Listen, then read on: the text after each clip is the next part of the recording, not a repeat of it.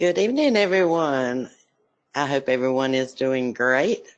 Welcome to the Sunday Evening Forex Breakdown. My name is Gail Mercer, and I'm going to be your hostess this evening. Now, I just want to make sure that everyone can hear me and that everyone can see my screen. So could you just type a Y to let me know that you can see my screen? Oh, great. Thank you, Kathy. Okay, basically, I would like you to read over the risk disclaimer.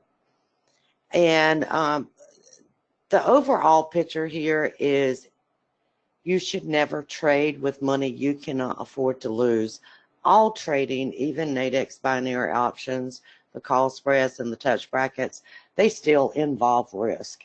So there's always a potential that you could lose money, and you need to realize that, okay? Now, for those of you that do not know me, my name is Gail Mercer. I've been trading for over 15 years. I'm also the author of Trading Nadex Binary Option Series, which is available on Amazon.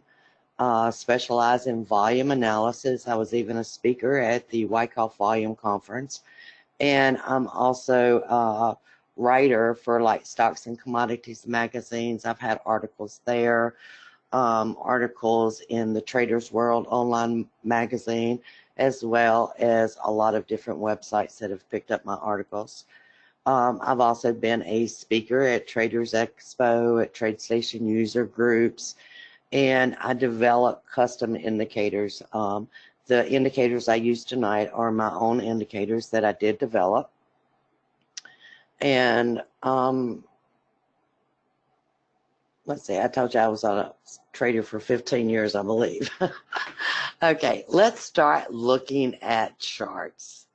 Okay, now before I go into the charts, the one thing I want to do is actually show you the products that Nadex has available, because as I'm going through the markets tonight, you can actually think about all the different ways you could combine these to actually make trades, okay?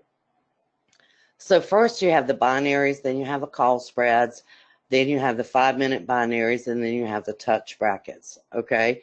The touch brackets are the ones that I use when I'm really focused in on a higher time frame. Hey, this is going to be a big move.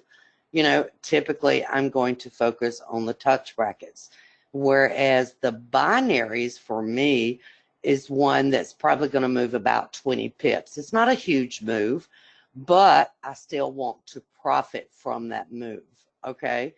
And then the call spreads are sort of like, well, I think this may move, but it's going to have a move that maybe might last that day.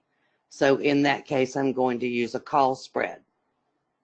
Now, sometimes I can actually say, hey, this is going to be a really big move, and I'm going to load up, okay? And that means I'm going to utilize the binaries, I'm going to utilize the call spreads, and I'm going to utilize the touch brackets, okay? But that's all the different types of binaries or products that Nadex offers. Now, I do not trade the 5-minute binaries off of what I'm showing you tonight. I do 5-minute binaries, but I do it at a very specific time, and it's a very specific setup that I use, which is kind of beyond the scope of this presentation. Okay, so the first thing that I'm going to do on a Sunday night is check my calendar. I want to plan my week, okay?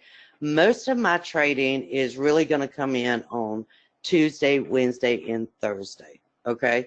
Typically on Monday and on Friday, I might trade, but then again, I might take it off. For example, tomorrow, I already know I'm taking it off. Why am I taking it off? Because you can see that tomorrow morning, the Swiss franc has a bank holiday. The euro has a bank holiday, and the British pound has a bank holiday. So in this case, I'm not even going to bother to get up at my normal 3 o'clock in the morning to trade, because it's all holidays, okay? So there's not going to be a lot of action in the market, so I'm probably not going to trade. Now, Tuesday, we don't have anything Tuesday during the day, but that night, if I wanted to trade Asia, then the Aussie has a CPI quarter over quarter. It also has a trimmed mean CPI quarter over quarter. Okay, so I know that the Aussie is going to be volatile during that period. Wednesday, this is a really big one. It's the Bank of Canada Monetary Policy Report and rate statement, press conference, and the overnight rate.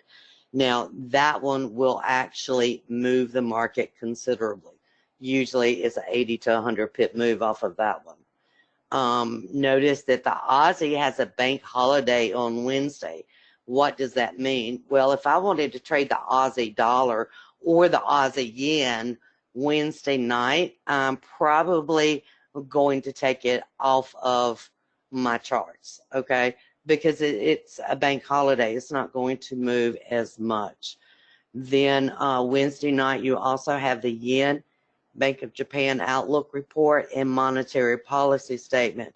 Notice that these are tentative, okay? They usually come out between 10 and midnight. You will see some movement. It won't be dramatic.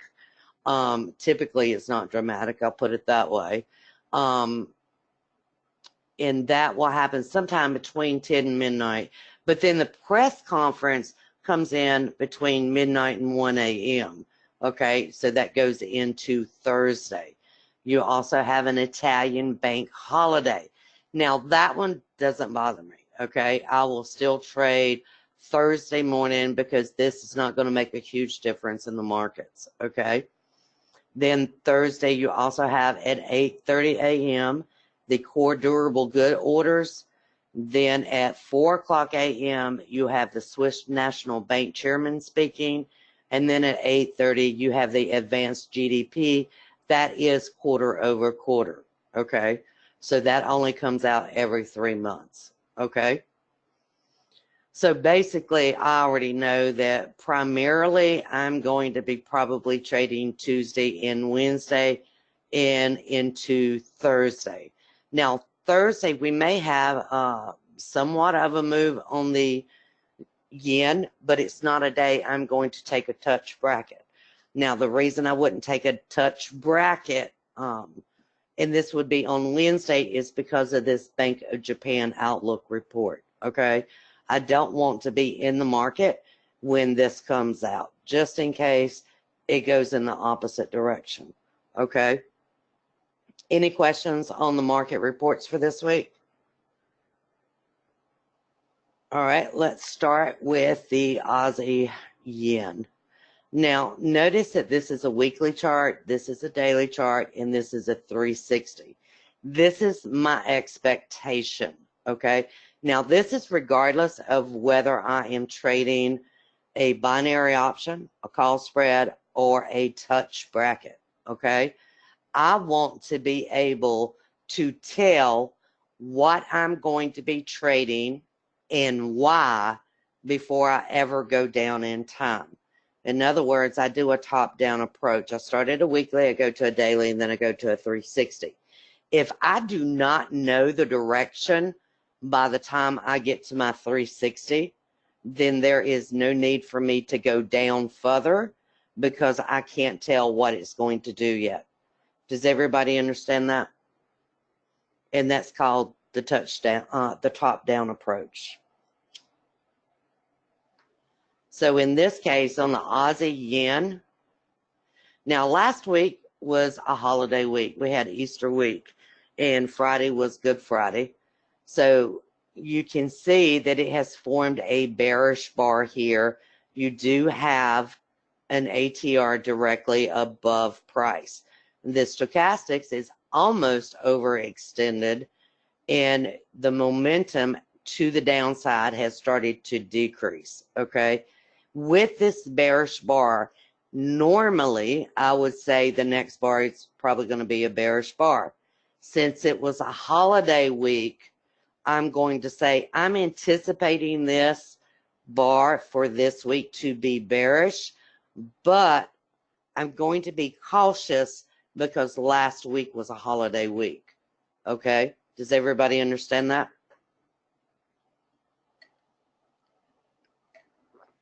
Then when I go down to my daily, you can see that you also have that bearish bar there, actually formed a pivot high.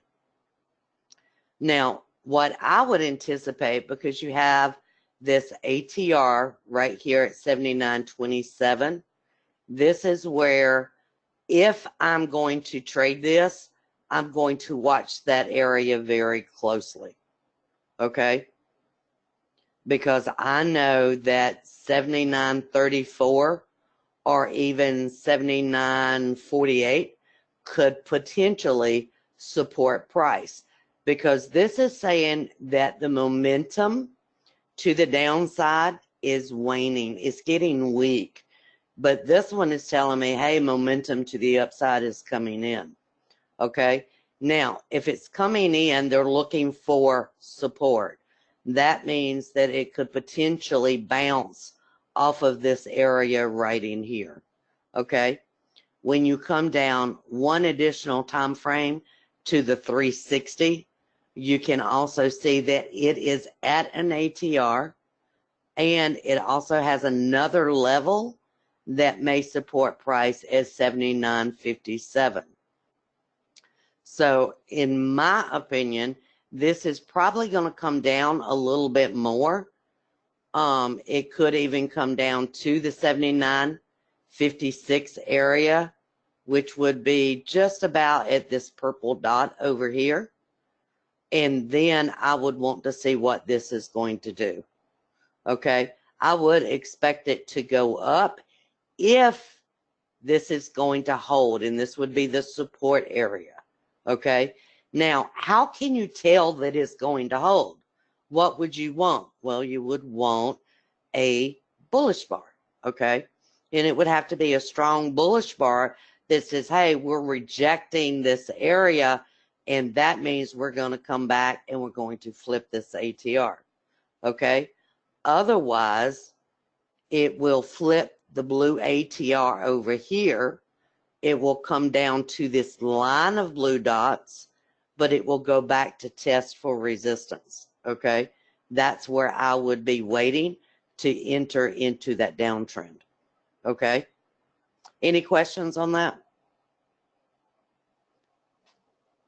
In other words, it's either going to test for support and go up off of that support, or it's going to fail with the support, but it will go back and test for resistance. That's the way support and resistance works. So let's go look at the Aussie dollar.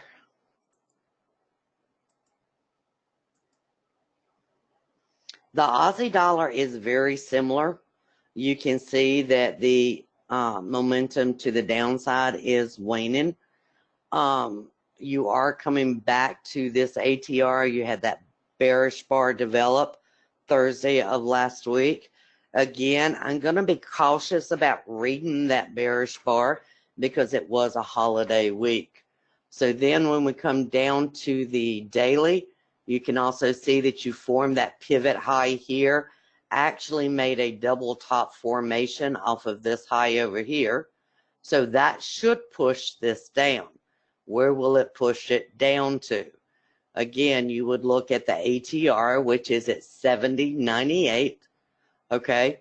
But remember that this moving average at 71.26 could also support price, okay? ATR is average true range. That's what that indicator is based off of, okay? Now, even if you draw trend lines on this at the moment, okay, if you're just going here to there and you do another one on the lows, okay, it looks like it's in an uptrend, okay, but again, I'm expecting it to come down to this ATR, okay. Now this could support price, okay. We just have to wait and see. You know, does it actually support price or not?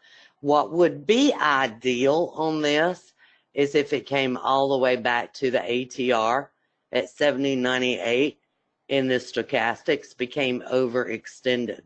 Because if that happened and if a bullish bar develops, you would have hidden divergence, okay? But this is the future. Anything could happen, okay?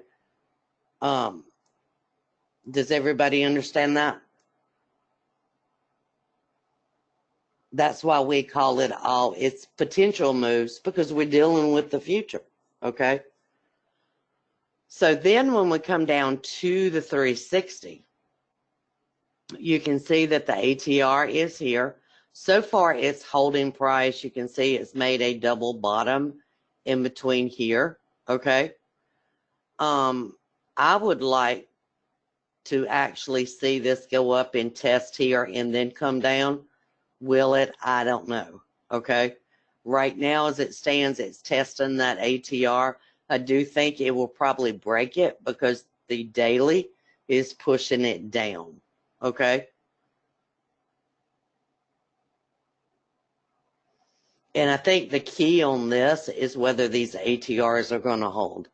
If the ATRs hold, we could potentially get that up move. If the ATR doesn't hold, then we can potentially get a down move. Again, it all comes back to support and resistance. Now let's go look at the Euro Yen.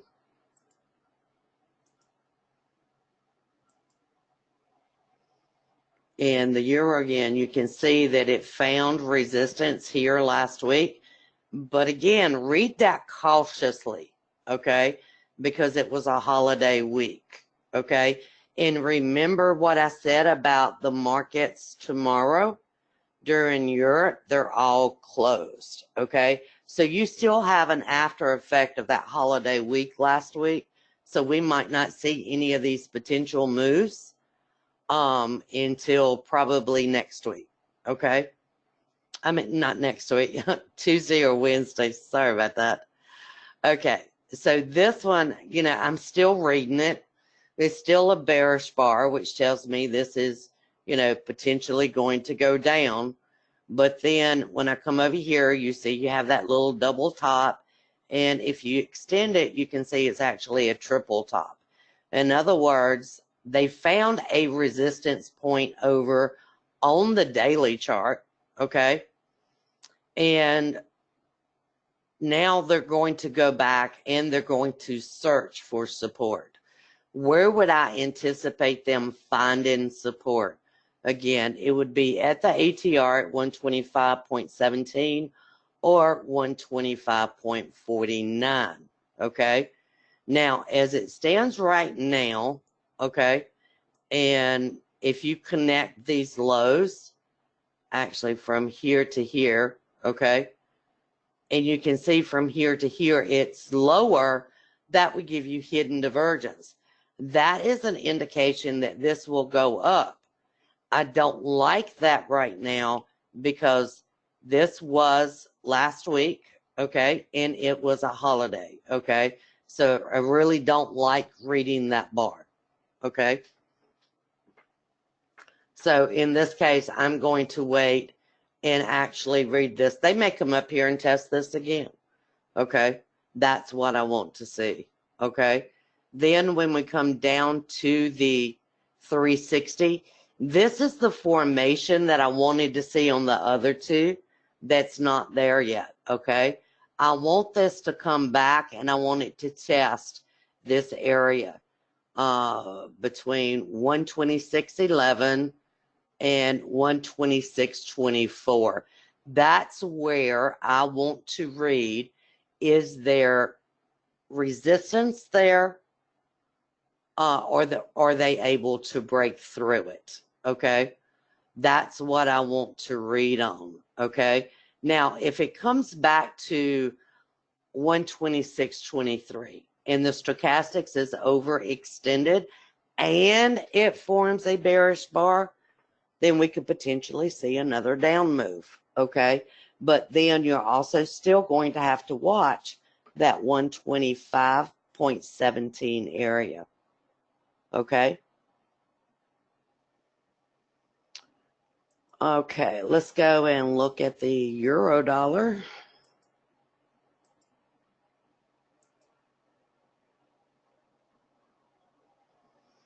Again, the euro dollar, you're seeing a bearish bar from last week.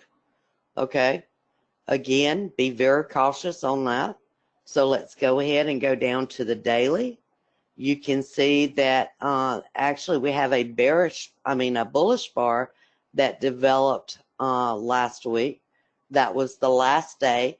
Again, be cautious about reading that. Do I like the fact that it is at an ATR? I love the fact that it's at an ATR. But again, you need to be cautious because that was a holiday. You didn't have a lot of traders in the market. Okay? So be very cautious about reading this and just getting excited. Oh, I've got a bullish bar. Wait. Okay? Patience is the virtue of trading. Okay? When you look down to the 360, if this was a true bullish bar, there would be a reason here to say, oh yeah, we're going up now. As it stands, you have an overhead resistance at 1274. Okay, so I'm not really eager to get into this move when I know as soon as you go into that move, you're probably going to hit an overhead resistance point. And this market is not going to open. Well, the market's open, but London is not going to be open until Tuesday. Okay, so I'm going to be very cautious about going into this market. Okay, if this area provides resistance, then there's a potential for this market to go down, but it's still going to have to break through this resistance area. In other words, this is still important to me, even if they find resistance at 1273, then I'm going to put a line on my chart at 1216, and I'll show you how to do that. And this is when I go down in time. I'll actually put a line here that shows me, hey, I've got some support here. Okay, so I need to watch that area. Now, what does that mean for me? That means if I'm in a trade and I see that approaching that line, then I know, hey, I need to start monitoring my trade. Am I in profit? Am I using a binary option? Well, if I've captured the biggest percentage of the binary option, I might go ahead and exit. If I've captured a 1-to-1 or a 1-to-2 risk to reward ratio, I might go ahead and exit. Okay, but this line just kind of highlights I need to watch it when it gets to this area. Does everybody understand that?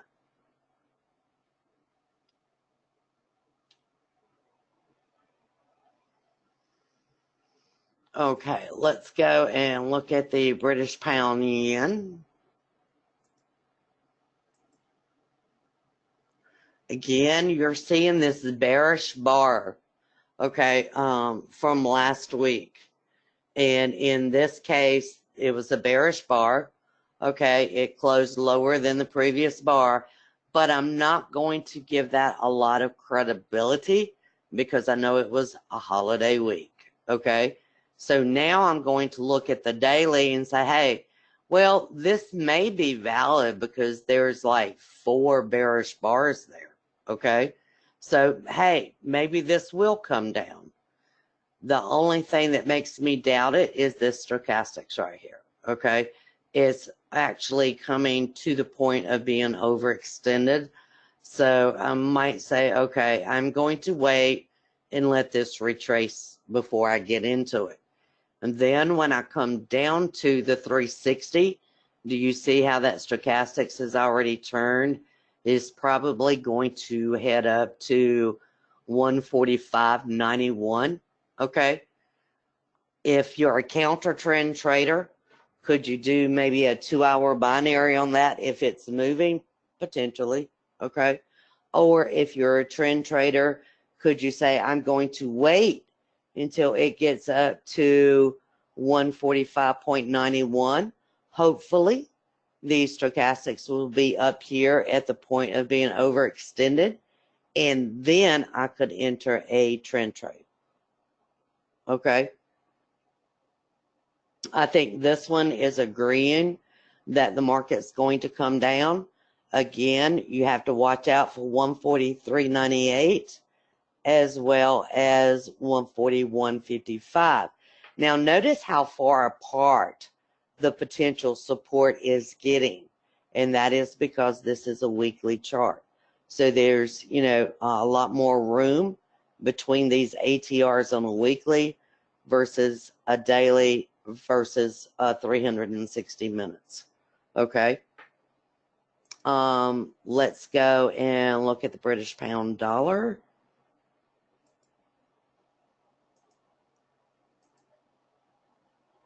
Again, you're seeing the same thing. You're seeing that same little bearish bar.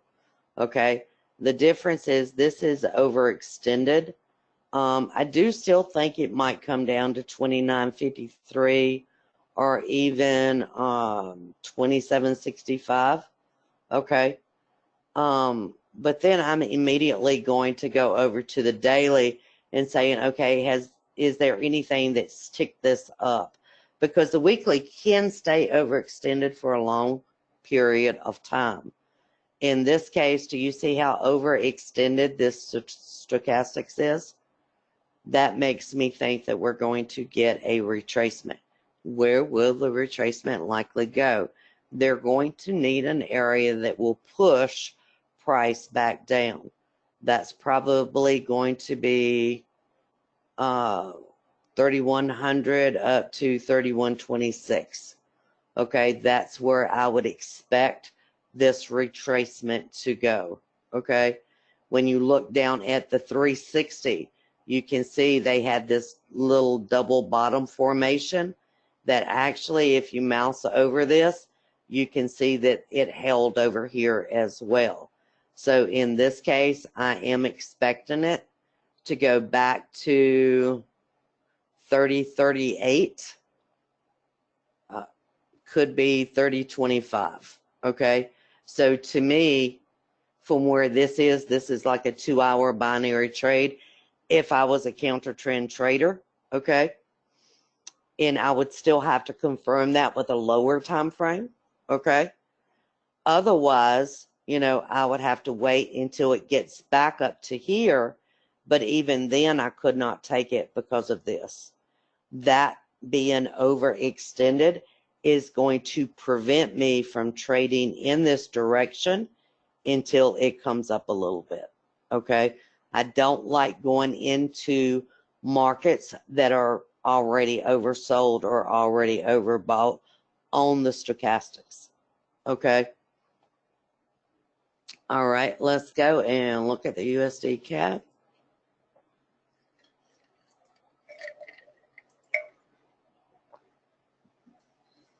You can see the US Cad, this ATR has held since February of this year. So that tells me this is probably a strong ATR. Okay. We did have a bullish bar develop. This is the first bullish bar I think we've seen tonight on the weekly. I'm not going to get excited because it was a holiday week. And then I'm going to go down and look at the daily. And it might help if I change that over to Canadian. Now here you see a pivot low formation, which tells me, okay, this should pop up, okay? Or it should go up. That's what I would be anticipating, that it would go to 34.49. Again, this is anticipation of a future move that may or may not happen because anything happens in the future, okay? But you're also seeing you're getting some lift on the RSI right now. The problem with that RSI, any RSI, doesn't matter whether it's mine or somebody else's, it doesn't work well in sideways markets, okay? If you're looking at this, this is a sideways market, okay? If you didn't know that, just look here, it's, it's sideways. It's not going anywhere. that tells me don't pay much attention to this. Instead, use the stochastics. So stochastics actually performs better. Can't say the word tonight, evidently. So in this case, with that pivot low, I would expect price to go back and try to test 34.49. What's going to stop that from happening right now is this line of dots right here. Okay, you've got a line of dots at 33.93 that is actually providing resistance. If it's providing resistance, what has to happen? It has to test for support. Okay, so that means it's probably going to come down to 33.58, even down to 33.44. Then we might see it, break out of this area. Again, this all potential, okay? We're dealing with the future. A lot can change between, now and tomorrow, okay? Let's go and look at the USD Swiss Franc. The USD Swiss Franc, it did retrace, and now it's coming up, and it closed at 1.0143 last week. Now, that's a strong bullish bar here, okay? It's really strong. Even though it was a holiday week, I don't think anything would have changed that bar. And this is where you have to really look at the bar and say, hey, is this truly a bearish bar, or is it truly a bullish bar? In this case, it's truly a bullish bar. So in this case, everything is telling me the USD Swiss franc is going to go up. When I look at the daily, that confirms it. The one thing that I do not like about the daily is the stochastics being overextended. Anytime the stochastics is overextended, I will wait for it to normalize, which means it has to move below 80 for me to take a trade.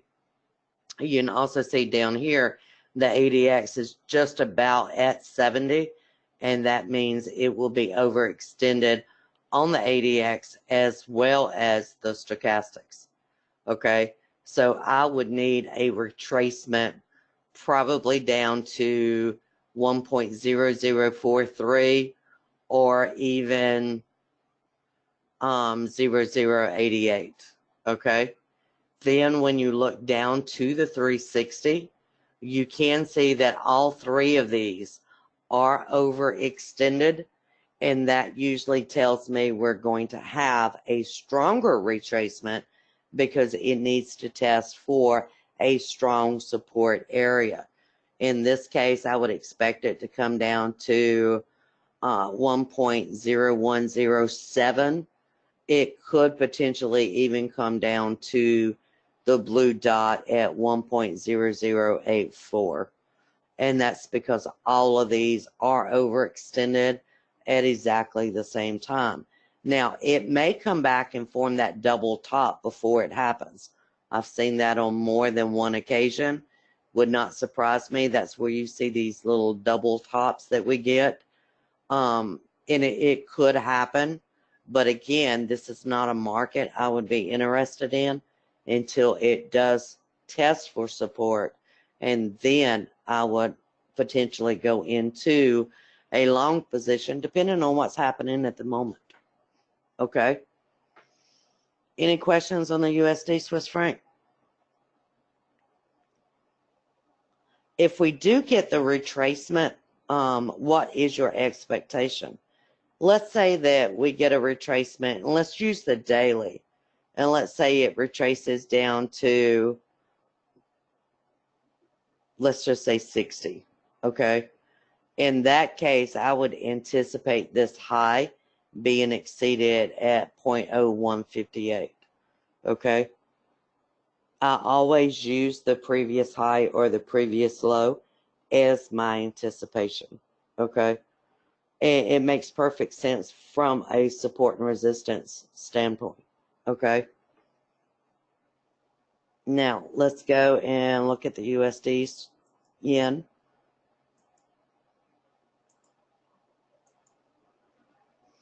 Now, the USD Yen really did not have much of a bar last week. This would be considered a doji, and I'm going to actually enlarge this so y'all can see it. This is considered a doji, okay? A lot of people get excited over a doji, but you have to wait until the next bar. In other words, this week will determine what direction does the doji go. Does it go to the upside or does it go to the downside? Okay. But do we have overhead resistance? Yes. At 112.21, we have overhead resistance. Okay. So and to read this as an uptrend, it needs to break through that area. Otherwise, it's just testing for resistance. When you go down to the daily chart, you can also see that it's testing for resistance here as well. You can see it was extremely slow last week on the USD JPY. Okay. Would I anticipate that coming back to the ATR at 111.37? Yes, I would. And if that holds, then it may break through this ATR. But as it stands right now, it has found resistance, and I need to see where does it form support. When you go down to the 360, you can see that it's tested this moving average, okay?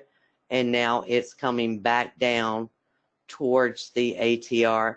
I would expect them to flip the ATR and then retest that ATR before I would be interested in a potential trade. Now, if they do flip this ATR, okay, and they test for resistance and it holds, then there might be a potential move to the downside. Right now, it's not there. Any questions, guys? What are the numbers you're using on the slow stochastics? I use a 522, but I also have a smoothing algorithm in mine, Gordon.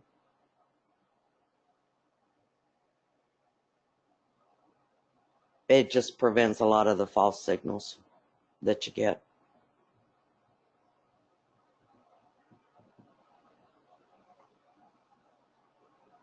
Any other questions, guys? I think we might be off to a slow start this week, but I hope as the week picks up, it gets better. And again, I would not be real ambitious about entering too soon, because I do think that a big portion of trading is having the patience to wait for your trade setup. You know, a lot of traders actually think, oh man, how, you know, I'm a trader, I'm supposed to be trading. Well, no, you're supposed to be trading your trade setup, but that also means waiting for your trade setup. I find that the less I trade, the more I'm actually profitable, okay? Oh, well, thank you, James. All right, if there's no other questions, I do appreciate you joining me for tonight's webinar. I hope you enjoyed it, and I will be back next Sunday, 7 p.m., same time, same place.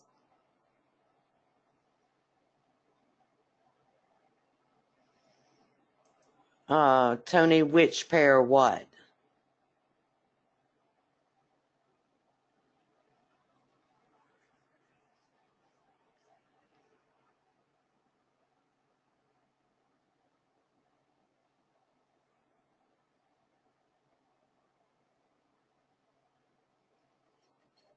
Which pair is the least volatile? The least volatile, I would say, is probably, from my list, it would be the USD Swiss Franc and the Aussie Dollar and the Aussie Yen. But now that can change depending on what's going on. If you're talking about like Friday would have been a USD JPY. Bertrand, are you talking about for currencies? I have one that's specifically for currencies. That's the one I would begin with. I believe it's Trading Nadex Binary Options is Spread Using Currencies. It's available on Amazon. It's a really good book. You'll learn a lot about the currencies. I've got tables in there that show you the moves during the day, which one moves the best during which period. It's got a lot of charts and tables and graphs.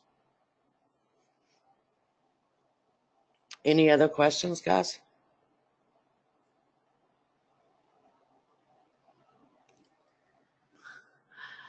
And I almost forgot. If you would like to contact me, you can either visit my website at www.tradershelpdesk.com, and you can also email me at gm@tradershelpdesk.com as well. Oh, well, thank you, Thomas.